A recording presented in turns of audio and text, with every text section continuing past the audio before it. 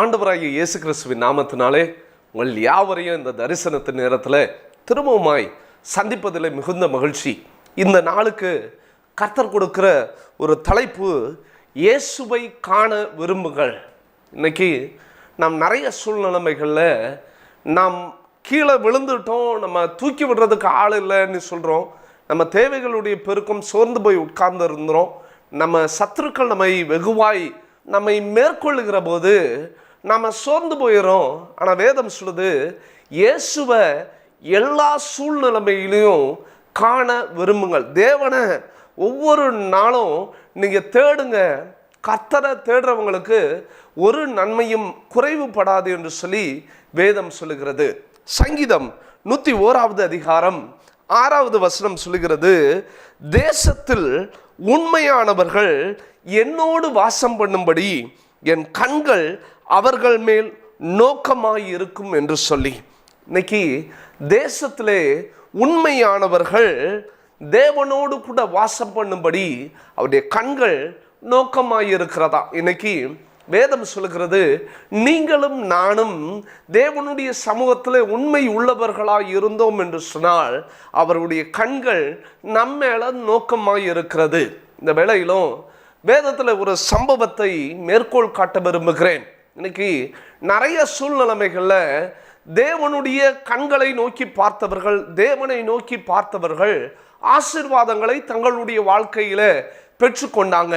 சில சமயங்களில் ஒரு சோதனையான வேளையில் தேவனுடைய கண்களும் அவர்களை நோக்கி பார்த்துருக்கு. உதாரணம், வேதத்தில் நாம் வாசிக்கிறோம், ஆதியாகமம் நாம் வாசிக்கும்போது 16 அதிகாரத்தில் 7 நமக்கு ஒரு சம்பவம் தெரியும். அந்த இடத்துல ஆகார் என்கிற அடிமை பெண் அவள் தூரமாய் போகிறாள். அப்போ கர்த்தருடைய தூதரானவர் அவரை வனாந்திரத்திலே சூருக்கு போகிற வழி அருகே இருக்கிற நீரூற்று அண்டையிலே கண்டார் என்று சொல்லி வேதம் சொல்லுகிறது. ஆகார் என்கிற அந்த அடிமை பெண் தன்னுடைய நாச்சியார் இடத்திலிருந்து விலகி அவள் தூரமாய் அவர்களை விட்டு ஓடி போக நினைக்கையில கர்த்தர் அவர்களை கண்டார். கண்டு சொல்லுறாரு, ஆண்டவர் இந்த இடத்துல கேட்கிறாரு, சாராயின் அடிமை பெண்ணாகிய ஆகாரே எங்கே போகிறாய் என்று கேட்டா, நான் என் நாச்சியார் ஆகிய சாராயை விட்டு நான் ஓடி போகிறேன் அப்படின்னு சொல்லி அவள் அந்த வார்த்தைகளை சொல்றான். ஆனா இந்த வசனத்துல நான் வாசிக்கும் போது கர்த்தருடைய தூதனானவர் அவளை வனாந்திரத்தில் சூருக்கு போகிற அந்த வழியில் அவளை காண்கிறார். இன்னைக்கு அவளை கண்டு நிறைய காரியங்களை அவளோடு கூட பகிர்ந்து கொள்கிறார். அதில் ஒன்று தான் வேதம் சொல்லுகிறது, அவளை பார்த்து சொல்லுகிறார், நீ திரும்ப உன் நாச்சியார் அண்டைக்கு போய் நீ அவள் கீழ் அடங்கி இரு. இன்னைக்கு நல்லா கவனிங்க, நீங்களும் நானும் கர்த்தருடைய சமூகத்தில் கர்த்தரை நோக்கி பார்க்குறவங்களா இருக்கணும். முத காரியம், கர்த்தருடைய சமூகத்தில் அடங்கி இருக்கிறவர்களா இருக்கணும். கர்த்தருடைய சமூகத்தில் அடங்கி இருக்கிறவர்களா இருக்கணும். இன்னைக்கு ஆகாரை பார்த்து அந்த கர்த்தருடைய தூதரானவர் சொல்றார், நீ போய் சாரா இடத்துல நீ அடங்கி இரு, நீ அந்த இடத்துல அடங்கி இரு. இன்னைக்கு நிறைய சூழ்நிலைமைகளை கர்த்தருடைய கண்கள் நம்ம மேல நோக்கமா இல்லாம தூரமா இருக்குன்னா அதுக்கு ஒரே ஒரு காரியம், நாம் கர்த்தருடைய வார்த்தைக்கு அடங்கி இருக்கிறது கிடையாது, கர்த்தருடைய வார்த்தைகளை கேட்கறது கிடையாது, கர்த்தருடைய சித்தத்தின்படி நம்முடைய வாழ்க்கையை ஒப்பு கொடுக்கிறது கிடையாது. அதுதான் பிரச்சனை. வேதத்தில் இந்த வசனம் சொல்லியிருக்கோம், அவர் சொல்லுகிறார், உன் சந்ததியை மிகவும் பெருக பண்ணுவேன், அது பெருகி எண்ணி முடியாதுதான் இருக்கும் என்று சொல்லி கர்த்தர் அந்த இடத்துல ஒரு வாக்குத்தத்தத்தை கொடுக்கிறார். ஆகார் என்கிற ஒரு அடிமை பெண்ணு தான், ஆனால் அந்த இடத்துல தேவனுடைய தூதரானவர் கொடுக்கிற ஒரு வாக்கு தத்துவம், உன் சன்னதியை மிகவும் பெருகப்படுவேன். இன்னைக்கு சோர்ந்து போன நிலைமையில இருக்கலாம், கர்த்தருடைய கண்கள் உங்களை நோக்கி பார்த்து கொண்டு இருக்கு. இன்னைக்கு வேதனையோடு இருக்கலாம், வியாதியோடு கூட இருக்கலாம், வறுமையோடு கூட இருக்கலாம். கர்த்தருடைய கண்கள் உங்களை பார்த்து கொண்டு இருக்கு. கர்த்தருடைய கண்கள் உங்களை பார்த்து சொல்லுது, நான் உங்களை இந்த சோதனையின் சூழ்நிலைமையில நான் ஓடி போகலாம், என் தேசத்தை விட்டு கடந்து போகலான்னு சொல்லி நீங்க நினைக்கலாம். ஆனா வேதம் சொல்லுது, எசேக்கியேல் 37 அதிகாரத்துல வசனம் சொல்லுகிறபடி, நான் உன் தேசத்துல தான் வைப்பேன்னு சொல்லி ஆண்டவர் சொல்றாரு. நான் நிந்திக்கப்பட்ட தேசங்கள்ல கர்த்தர் நம்முடைய தலைகளை, நம்முடைய கொம்புகளை உயர பண்ணுகிறவரா இருக்கிறார். நான் இந்த இடத்துல விசுவாசத்தோடு சொல்லக்கூடும், அன்னைக்கு ஆகார ஆசீர்வதித்த தேவன் ஆகாரின் கண்ட தேவன் இன்னைக்கு உங்களையும் என்னையும் கண்டிருக்கிறார். நம்மை பெருக பண்ணுவார். உங்க எல்லாருக்குமே தெரியும், ஆகாருக்கு பிறந்த பிள்ளை தான் இஸ்மவேல். அந்த இஸ்மவேல் துஷ்ட மனிதனாக இருந்தாலும் சரி, ஆண்டவர் அவன் சந்ததியை இன்னைக்கு வரை ஆசீர்வதிச்சுட்டு இருக்கிறார். நான் சொல்றேன், வேதம் சொல்லுகிறது, இன்னைக்கு கர்த்தருடைய கண்கள் உங்களையும் என்னையும் பார்க்க கூடுமானால், கர்த்தருடைய கண்கள் உங்கள் மேலையும் என் மேலையும் நோக்கமாக இருக்கக்கூடுமானால், கர்த்தர் நம்முடைய வாழ்க்கையில ஆசீர்வாதத்தை தருவார். குறைவு என்பது நம்முடைய வாழ்க்கையில இராது. வசனம் சொல்கிறது, அவன் துஷ்ட மனிதனாய் இருப்பான், அவனுடைய கை எல்லாருடைய கையும் அவனுக்கு விரோதமாய் இருக்கும் என்று சொல்லி. ஆனா அந்த இடத்துல அப்படிப்பட்ட காரியங்களை சொன்னாலும் ஆகார் அந்த இடத்துல கர்த்தருக்கென்று ஒரு பெயரை வைக்கிறார். தன்னை கண்ட அந்த தேவனுக்கு ஒரு பெயர் வைக்கிறார். அந்த வசனத்துல வாசிங்கன்னா, ஆதியாகமம் 16வது அதிகாரம் 13வது வசனத்துல வேத வசனம் சொல்கிறது, அப்பொழுது அவள் என்னை காண்பவரை நானும் இவ்விடத்தின் கண்டேன் அல்லவா என்று சொல்லி தன்னோடு பேசின கர்த்தருக்கு நீர் என்னை காண்கிற தேவன் என்று பெயரிட்டாள். இன்னைக்கு நல்லா கவனிங்க, என்னை காண்கிற தேவனை நான் இந்த இடத்துல கண்டேன் அல்லவா. நீங்கள் நான் ஒரே ஒரு காரியம் உங்களுக்கு சொல்லுவேன். நீங்கள் சோர்ந்து போன ஒரு சூழ்நிலைமையில் இருக்கலாம், உங்களை காண்கிற தேவன் இன்னைக்கு உங்களை கண்டுட்டார். உங்கள் துக்க நாட்கள் முடிஞ்சு போச்சு. இதுவரைக்கும் நீங்கள் துன்பத்தின் பாதையில கடந்து சென்றிருக்கலாம்.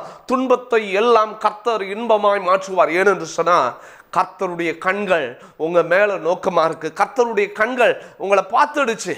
இனி உங்க வாழ்க்கையில பிரச்சனைகள் கிடையாது, தீமைகள் கிடையாது, துன்பங்கள் கிடையாது, வியாதிகள் கிடையாது, வறுமைகள் கிடையாது. உங்க துக்க நாட்கள் எல்லாம் முடிஞ்சு போச்சு. இதுவரை பிழி சூனியத்தின் கட்டுகளுக்குள்ளே நீங்கள் கடந்து சென்றிருக்கலாம். மந்திரத்தின் சூனியங்களின் கட்டுகளுக்குள்ளே கடந்து சென்றிருக்கலாம். கர்த்தர் சொல்லுகிற வார்த்தை, கர்த்தர் உங்களை கண்டுட்டாரு. உங்களை கண்டுட்டாரு அப்படின்னு சொன்னா, என்னை காண்கிற தேவனை நான் கண்டேன் அல்லவா என்று சொல்லி நீர் என்னை காண்கிற தேவன் என்று பெயரிட்டாலே, அதே போலதான் கர்த்தர் உங்களை காண்கிற தேவனா இருக்கிறார். கர்த்தருடைய கண்கள் உங்க மேல நோக்கமா இருக்கு. அவர் உங்களை பார்த்துட்டே இருக்கிறார். நீதிமானுக்கு வருகிற துன்பங்கள் அநேகமா இருக்கும். கர்த்தர் அவைகள் யாவற்றிலிருந்து அவனை விடுவிக்க வல்லவரா இருக்கிறார். விசுவாசத்தோடு கூட வேளையில நான் சொல்லுகிறேன். தொடர்ந்து அந்த வசனங்களை வாசிக்கும் போது, ஆகையால் அந்த துறவு பெயர் லகாயிரோ என்று எண்ணப்பட்டது என்று சொல்லி வேதம் சொல்லுகிறது. வேதம் அதை தான் சொல்லுது, என்னை காண்கிற தேவன். இன்னைக்கு கர்த்தர் உங்களையும் என்னையும் காண்கிற தேவனா இருக்கிறார். வேதம் சொல்லுகிறது, நீங்க பாதாளத்துல படுக்கையை போட்டாலும் கர்த்தர் அங்கேயும் இருக்கிறாரு. நீங்க அவருடைய சமூகத்தை விட்டு நீங்க ஓடி ஒளிஞ்சாலும் சரி, நீங்க சமுத்திரத்துக்குள்ள போய் ஒளிஞ்சாலும் சரி, நீங்க ஒருவேளை, நாங்கள் சமீபத்தில் இந்த வார்த்தையை பேசும்போது என்னுடைய சபையில் பேசிக்கொண்டிருக்கும் போது நான் சொன்னேன், இன்னைக்கு நிறைய பேர் செவ்வாய் கிரகத்தை நோக்கி போய் கொண்டு இருக்கிறாங்க. ஒருவேளை செவ்வாய் கிரகத்தில் போய் வீடை கட்டினாலும் கர்த்தருடைய கண்கள் அங்கே நோக்கமாக தான் இருக்கு. செவ்வாய் கிரகத்தில் போய் பாவத்தை செஞ்சாலும் கர்த்தருடைய கண்கள் பார்த்துட்டே இருக்கு. இன்னைக்கு நான் சொல்றேன், வேதம் சொல்கிறது இதுதான், துஷ்ட மனிதனாய் பிறக்க போகிறான் அப்படின்னு தெரிஞ்சும் கர்த்தர் அவனை ஆசீர்வதித்தார். வேதத்தில் நான் இன்னொரு அதிகாரத்தை மேற்கோள் காட்ட விரும்புகிறேன். ஆதியாகமம் 21வது அதிகாரத்தில் 14வது வசனம் சொல்லுகிறது, ஆபிரகாம் அதிகாலையிலே எழுந்திருந்து அவன் துருத்தியிலே தண்ணீரையும் எடுத்து ஆகாருடைய தோளின் மேல பிள்ளைய வைத்து அவகிட்ட என்ன சொல்றான்னு, நீ இந்த இடத்த விட்டு போயிரு, அனுப்பிவிட்டான். அந்த இடத்த விட்டு அனுப்பி வைக்கலாம். வேதம் அதுதான் சொல்லுது. அவளை துருத்தி நிறைய தண்ணீரை கொடுத்து பிள்ளைய கையில கொடுத்து அனுப்பிட்டான். வேதம் சொல்லுது, அவள் புறப்பட்டு போய் பெயர் சபா வனாந்தரத்தில் அலைந்து திரிந்தாள். இன்னைக்கு அதே ஆகார் தான். அவ சொன்னா, நீர் என்னை காண்கிற தேவன் சொன்ன அதே ஆகார் இன்று ஆபிரகாம் அந்த இடத்துல இருந்து அவளை அனுப்பி வைத்த உடனே அந்த வனாந்தரத்தில் சுற்றி திரிந்த அவள் துருத்தியில் இருந்த தண்ணீர் செலவழிந்த பின்பு அவள் பிள்ளைய ஒரு செடியின் கீழே போட்டுட்டு, பிள்ளை சாகிறத நான் பார்க்க மாட்டேன் அப்படின்னு சொல்லி அம்பு பாய்கிற தூரத்திற்கு நேராக கடந்து சென்று அந்த இடத்துல நின்று வேதம் சொல்லுது, சத்தமிட்டு அழுதா. அவ உட்கார்ந்து சத்தமிட்டு அழுதா. அன்னைக்கு சொல்றேன், நீங்க கர்த்தருடைய சமூகத்துல கர்த்தருடைய கண்களை மாத்திரம் நோக்கி பார்த்து நீங்க உண்மையா நீங்க அழுது ஜெபிக்கிற போது கர்த்தர் உங்க வாழ்க்கையில ஒரு அற்புதத்தை செய்வார். அன்னைக்கு தன்னுடைய பிள்ளை சாகிறத அவள் பார்க்க விருப்பப்படவில்லை. நீங்க இன்னைக்கு ஒருவேளை அதே போன்ற ஒரு சூழ்நிலைமைகளுக்குள்ள இருக்கலாம். வியாதியிலே படுத்திருக்கிறவர்களை காணக்கூடாதபடி ஐயோ இவர்கள் மரணத்தை நான் எப்படி பார்ப்பேன் என்று சொல்லி யோசனை பண்ணி கொண்டிருக்கலாம். கர்த்தர் இந்த மாலை வேளையில உங்களோடு கூட பேசுகிற காரியம், கர்த்தர் என்ன தெரியுமா பண்ண போறாரு? உங்க வாழ்க்கையில ஒருவேளை ஐயோ இவர்கள் ரொம்ப கஷ்டப்பட்டு படுத்த படுக்கையா இருக்காங்களே, நீங்க அழுது கொண்டு இருக்கலாம். கர்த்தர் கண்கள் உங்களை பார்க்க போது. வேதம் சொல்லுகிறது, தேவன் பிள்ளையின் சத்தத்தை கேட்டால் தேவதூதன் வானத்திலிருந்து ஆகாரை கூப்பிட்டு, ஆகாரே என்ன சம்பவித்தது? பயப்படாதே, பிள்ளை இருக்கும் இடத்துல தேவன் அவன் சத்தத்தை கேட்டார். நீ எழுந்து பிள்ளையை எடுத்து அவனை உன் கையினால் பிடித்து கொண்டு போ, அவனை பெரிய ஜாதி ஆக்குவேன் என்றார். நல்லா கவனிச்சு பாருங்க. கர்த்தர் ஆகாருடைய அழுகுரலை காட்டிலும் அந்த பிள்ளையுடைய சூழ்நிலைமையை பார்க்கிறார். அந்த பிள்ளையுடைய தேவன் பிள்ளையுடைய சத்தத்தை கேட்கிறாரு. ஒருவேளை அந்த தண்ணீர் இல்லாததுனால அது வாடி போய் சோர்ந்து போய் படுத்து அந்த குழந்தை அந்த பிள்ளை வேதனையோடு கூட அழுது இருக்கலாம். அந்த சத்தத்தை கர்த்தர் கேட்டார். இன்னைக்கு தேவ பிள்ளைகளாகிய உங்களுடைய சத்தத்தை கர்த்தர் கேட்கிறாரு. ஏன் அப்படின்னா அவருடைய கண்கள் உங்க மேல நோக்கமா இருக்கு.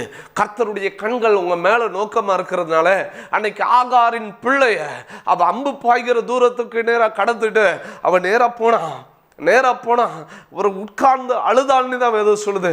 அவளுடைய அழுகையை காட்டிலும் பிள்ளையுடைய அழுகுரல் கர்த்தருடைய சமூகத்தில் எட்டுனது. ஏன்னா பிள்ளைக்கு கர்த்தர் முன்பதாகவே வாக்குத்தத்தம் பண்ணிட்டாரு, இவனை நான் பெரிய ஜாதியாக்குவேன். ஒருவேளை இந்த சூழ்நிலைமைகள்ல நீங்க அழுது கொண்டு இருக்கலாம், சோர்ந்து போயிருக்கலாம். ஆனா ஆண்டவர் உங்களுக்கு ஒரு வாக்குத்தத்தத்தை கொடுக்கிறாரு.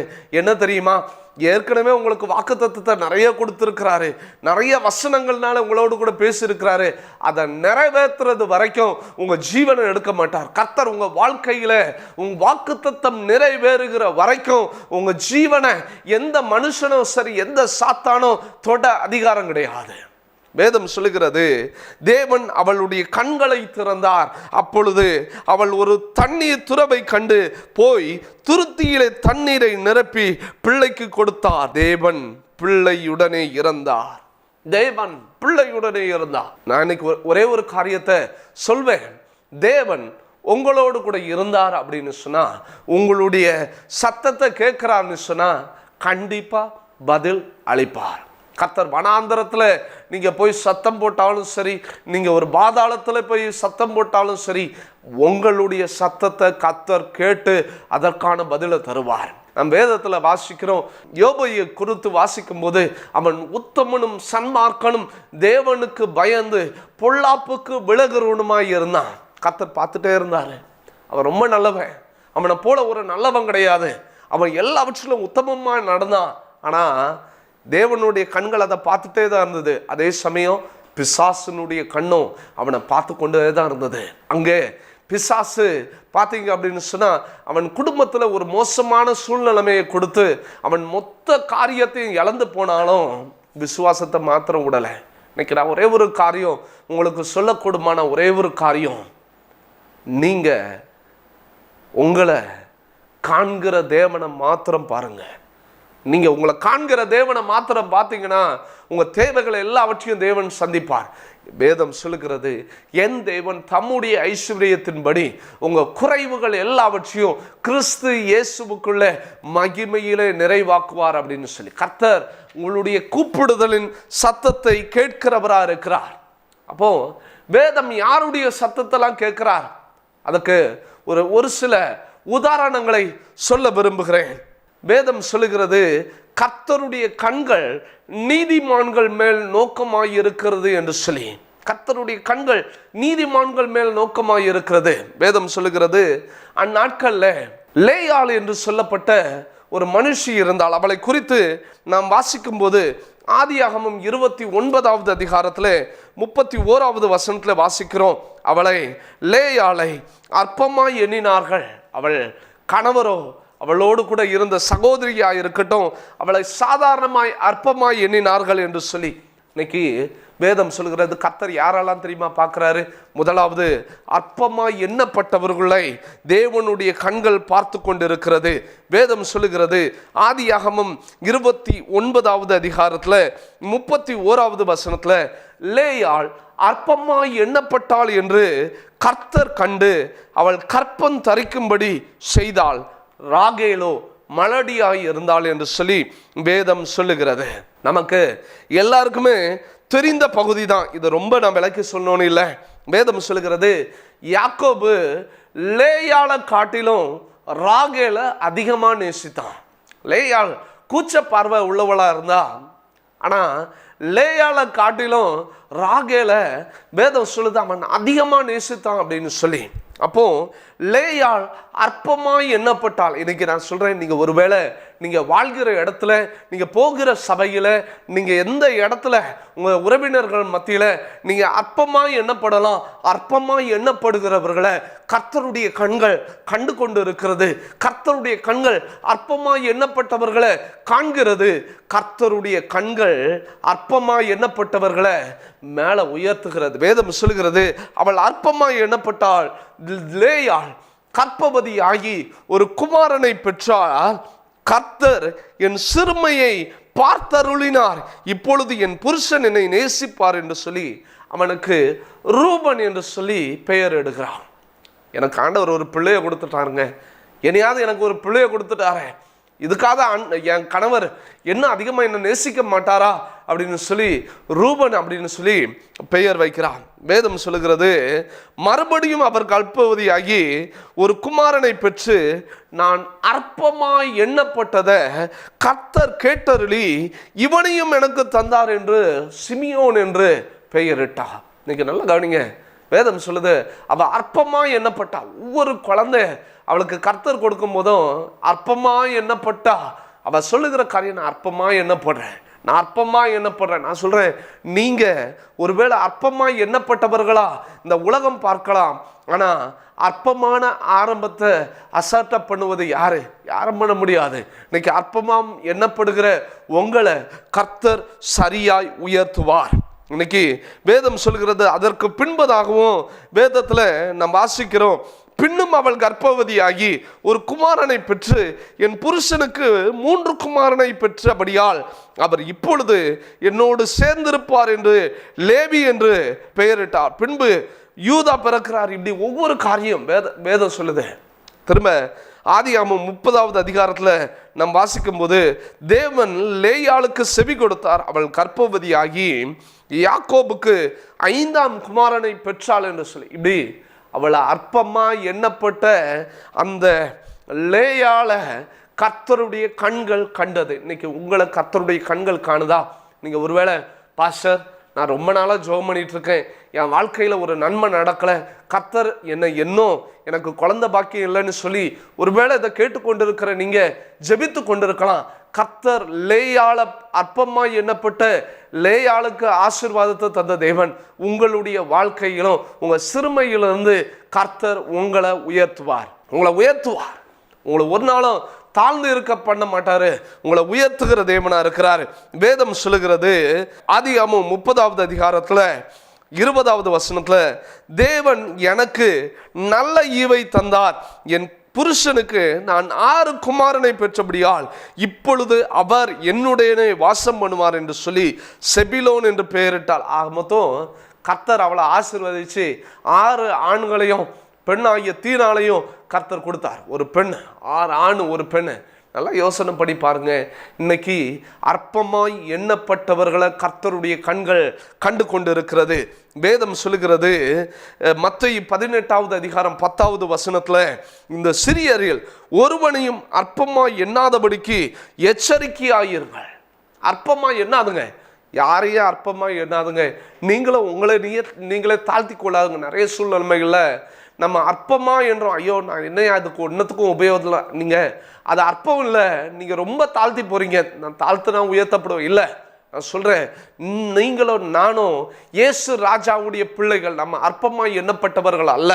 வேதம் சொல்லுகிறது 1 கொரிந்தியர் 1வது அதிகாரம் 28வது வசனத்தில், உள்ளவைகளை அவமாக்கும்படி உலகத்தின் இழிவானவைகளையும் அற்பமாய் எண்ணப்பட்டவைகளையும் இல்லாதவைகளையும் தேவன் தெரிந்து கொண்டார் என்று சொல்லி, இன்னைக்கு அற்பமாய் எண்ணப்பட்டவர்களை தேவன் தெரிந்து கொண்டார். நீதிமொழிகள் 30வது அதிகாரம் 24 முதல் 28 இந்த வசனங்களை வாசிக்கும் போது, பூமியிலே சிறியவைகளாயிருந்தும் மகா ஞானமுள்ளவைகள் என்று சொல்லி 4 சிறிய ஜீவன்களை குறித்து சொல்வார். அற்பமான ஜந்து, கோடை காலத்திலே எறும்பு தன்னுடைய ஆகாரத்தை சேர்த்து வைக்கிறது, அது அற்பமான ஜந்து தான். ஆனா பாத்தீங்கன்னா கர்த்தர் அந்த அற்பமான ஜந்துக்கு வேதம் சொல்லுகிறது 25வது வசனத்துல அந்த எறும்பை குறித்து அற்பமான ஜந்து. நீதிமொழிகள் 30:25 அற்பமான ஜந்தா இருந்தாலும் அது கோடை காலத்துல ஆகாரத்தை சேர்த்து வைக்குது. வேதம் கூட சொல்லுது, நீதிமொழிகள் 6வது அதிகாரம் 6வது வசனம், அந்த அற்பமான ஒரு ஜந்துவை தான் நமக்கு ஆண்டவர் உதாரணமாக கொடுக்குறாரு.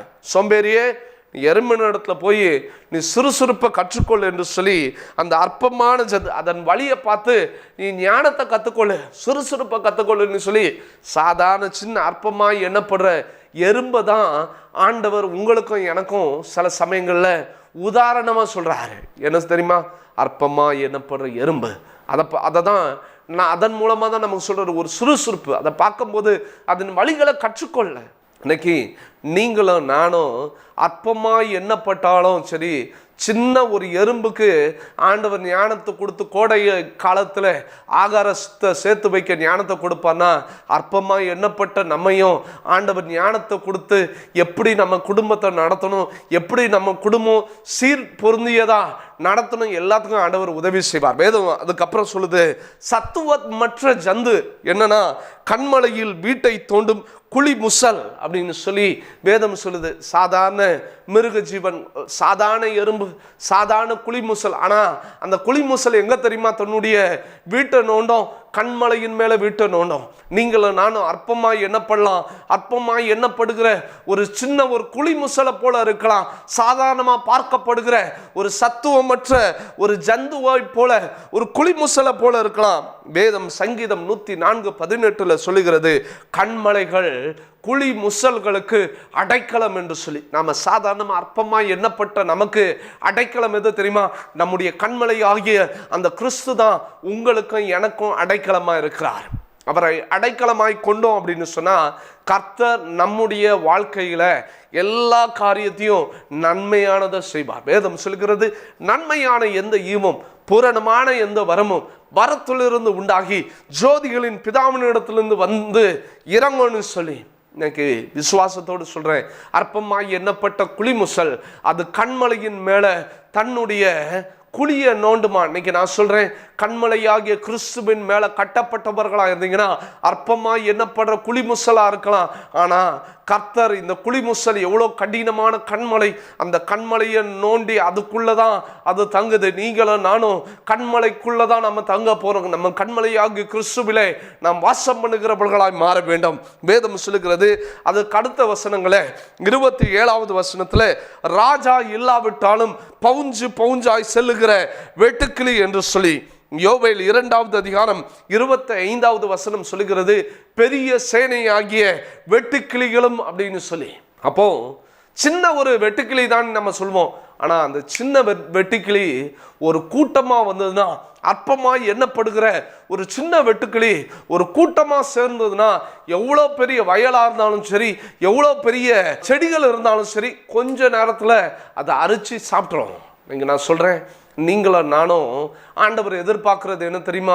நம்ம அற்பமாக எண்ணப்படலாம், ஆனால் உங்கள் குடும்பம் அற்பமாக எண்ணப்படலாம். ஆனால் நீங்கள் எல்லாம் கூடி சேர்ந்து ஜெபிக்கிற சமயங்களில் நீங்கள் கூடி சேர்ந்து ஜெபிச்சிங்கன்னா, சாதாரண வெட்டுக்கிளின்னு நினைக்கிறாங்க, ஆனால் அது பவுஞ்சு பவுஞ்சா போகுது.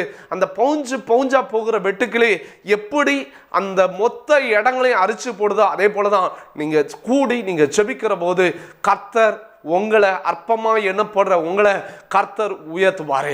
கர்த்தர் உங்களுக்கு எதிராய் வருகிற ஆயுதங்களை நொறுக்கி போட கர்த்தர் உதவி செய்வார். வேதத்தில் கடைசியாக சொல்லுகிறது 28வது வசனம், நீதிமொழிகள் 30:28, தன் கையினால் வலை பின்னி அரண்மனையில் இருக்கிற சிலந்தி பூச்சியுமே.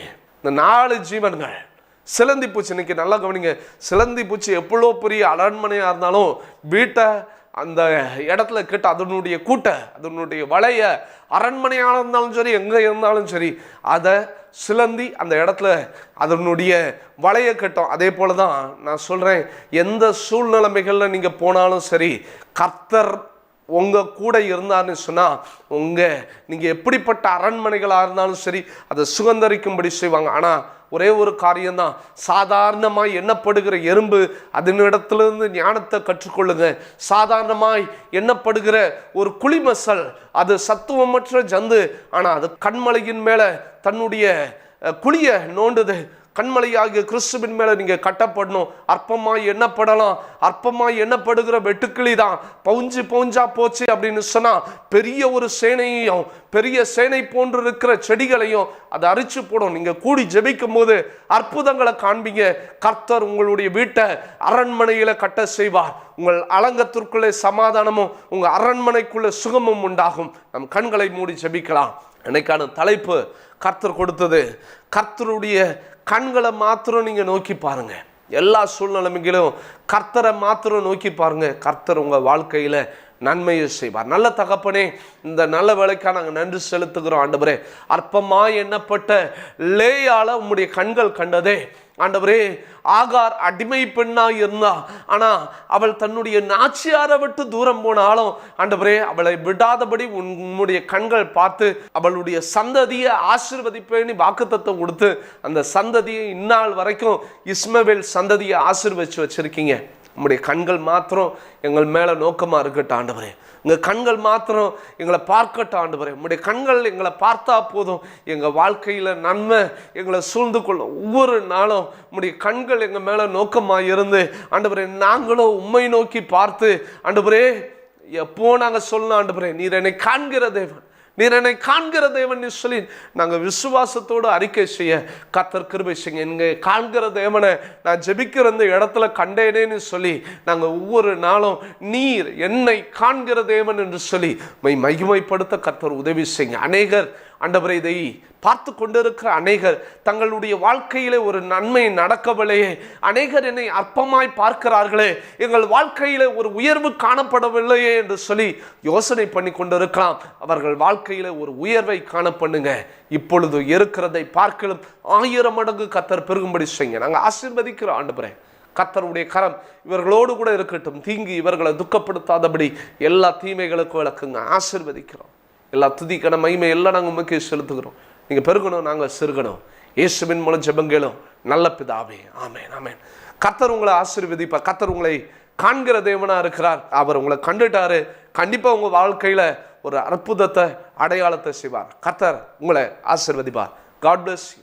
அன்பிற்குரியவர்களே, எங்களோடு நீங்கள் தொடர்பு கொள்ள pastor Princelin Mernaal, Christ for India church, எழுமையின் Kottur, Kanchipuram. Cellphone 9962267289. Email princelymernaal@gmail.com.